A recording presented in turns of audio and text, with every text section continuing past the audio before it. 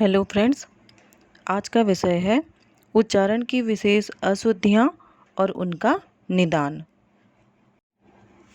हिंदी भाषा में शब्दों का उच्चारण का बहुत ही महत्व है। उच्चारण के द्वारा ही हम भाषा पर अधिकार प्राप्त कर सकते हैं।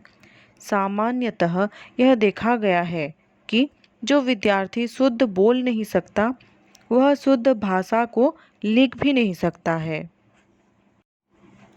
कुछ पढ़े लिखे लोग भी बहुत से ध्वनियों का सही उच्चारण नहीं कर पाते हैं, क्योंकि वो लोग घरेलू बोली को बोलते हैं और उसका प्रभाव हमारी ध्वनियों पर पड़ता है, जिस कारण वो शुद्ध रूप से बोल नहीं पाते हैं।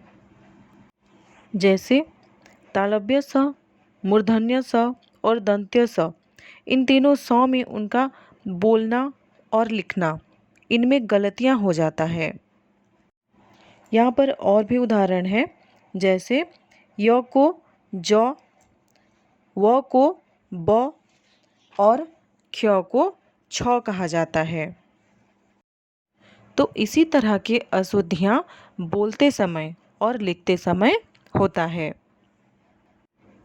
गलत उच्चारण के कारण ही बर्तनी यानी कि स्पेलिंग, तो इसमें अशुद्ध होती है। शुद्ध उच्चारण करने वाले ही शुद्ध लिख सकते हैं। सामान्यतः हिंदी में हम जैसा बोलते हैं वैसा ही लिखते हैं और जैसा लिखते हैं वैसा ही हम पढ़ते हैं। अब हम उच्चारण संबंधी कुछ अशुद्धियों की चर्चा करते हुए उनके शुद्ध रूप के बारे में पढ़ेंगे। अब हम ह्रस्व स्वर और दीर्घ स्वर में जो अशुद्धियाँ हो जाता है, उसके शुद्ध रूप को हम पढ़ेंगे। मात्रा की दृष्टि से स्वर के दो प्रकार हैं। पहला है ह्रस्व यानी कि छोटा, और दूसरा है दीर्घ यानी कि बड़ा। ह्रस्व स्वर में आते हैं अ, छोटी ई, छोटा ओ और रू।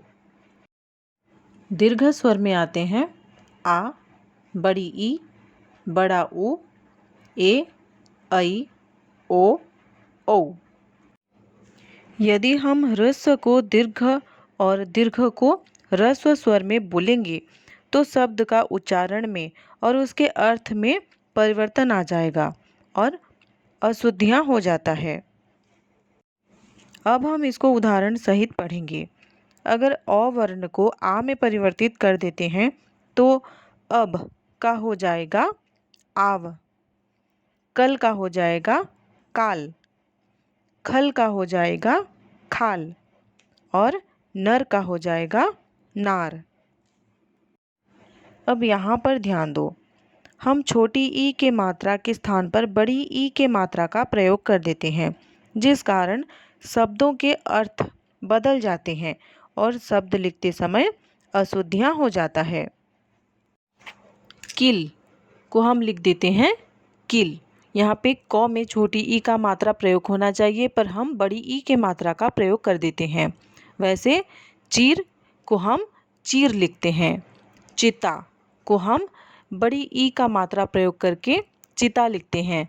ठीक उसी तरह दिन, जो छोटी ई का मात्रा प्रयोग होना चाहिए, उसी के स्थान पर हम बड़ी ई के मात्रा प्रयोग करके दिन लिख देते हैं। और इसी तरह से शब्द लिखते समय हमारा अशुद्धियाँ यानी कि गलतियाँ हो जाता है। ऐ का उच्चारण ऐ और कहीं कहीं अय यानी कि ए और ऐ के बीच का होता है। इसके उदाहरण देखो, ऐनक, अय्यास, ऐश्वर्य, गैन, सैर, चैन, वैभव, जैसा, बैठक, मेला। ओ का उच्चारण कुछ अब और कहीं कहीं ओ के समान होता है, अर्थात ओ और औ के बीच का होता है। इसके उदाहरण देखो, होल, सौजन्य, सौत, सोच, नौकर, यौवन, मौन। ट, ठ, ड और ढ के पहले वाले अनुस्वार का उच्चारण कभी कभी न के समान होता है। उदाहरण में देखो, टंटा, टंटा। यहाँ पे ट में अनुस्वार का मात्रा का प्रयोग हुआ है और दूसरे में ण का प्रयोग हुआ है। और उदाहरण है अंडा, अंडा, ठंडा, ठंडा। च, त, थ, द, ध, र, ल, तालव्य स और दंत्य स के पहले वाले अनुस्वार का न के समान होता है। इसके उदाहरण हैं अंत, अंत। पहले वाले अंत में अनुस्वार का प्रयोग हुआ है और दूसरे अंत में न का प्रयोग हुआ है। और उदाहरण है अंदर, अंदर। पंथ, पंथ। च, प, फ, ब, भ और म के पहले वाले अनुस्वार का म के समान उच्चारण होता है। इसके उदाहरण हैं कंप, कंप। पहले वाले कंप में अनुस्वार का प्रयोग हुआ है, दूसरे वाले कंप में म का प्रयोग हुआ है। और उदाहरण है सम्मान, सम्मान। Number, number. क, ख, ग, घ और ह के पहले वाले अनुस्वार का व के समान उच्चारण होता है। इसके उदाहरण हैं अंक, पंख, कंघी, अंग। च, छ, ज, झ और म के पहले वाले अनुस्वार का न्य के समान उच्चारण होता है।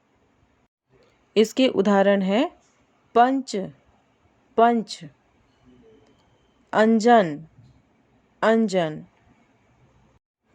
हिंदी में ज्ञ का उच्चारण ज्ञ होता है। इसके उदाहरण हैं आज्ञा, आज्ञा। पहले आज्ञा में ज्ञ का प्रयोग हुआ है और दूसरे आज्ञा में ग का प्रयोग हुआ है और य का प्रयोग हुआ है। और एक उदाहरण है ज्ञान, ज्ञान। अनुनासिक या नासिक्य स्वर के लिए आए हुए शब्द में निरनुनासिक ध्वनि का भी नासिक्य उच्चारण होता है। इसके उदाहरण हैं दान, दान। पहले दान में चंद्रबिंदु का प्रयोग नहीं हुआ है, पर दूसरे दान में चंद्रबिंदु का प्रयोग हुआ है। और उदाहरण है काम, काम, आम, आम। व्याकरण संबंधी और वीडियो तथा जानकारी पाने के लिए चैनल को लाइक करें, शेयर करें और सब्सक्राइब करें। धन्यवाद।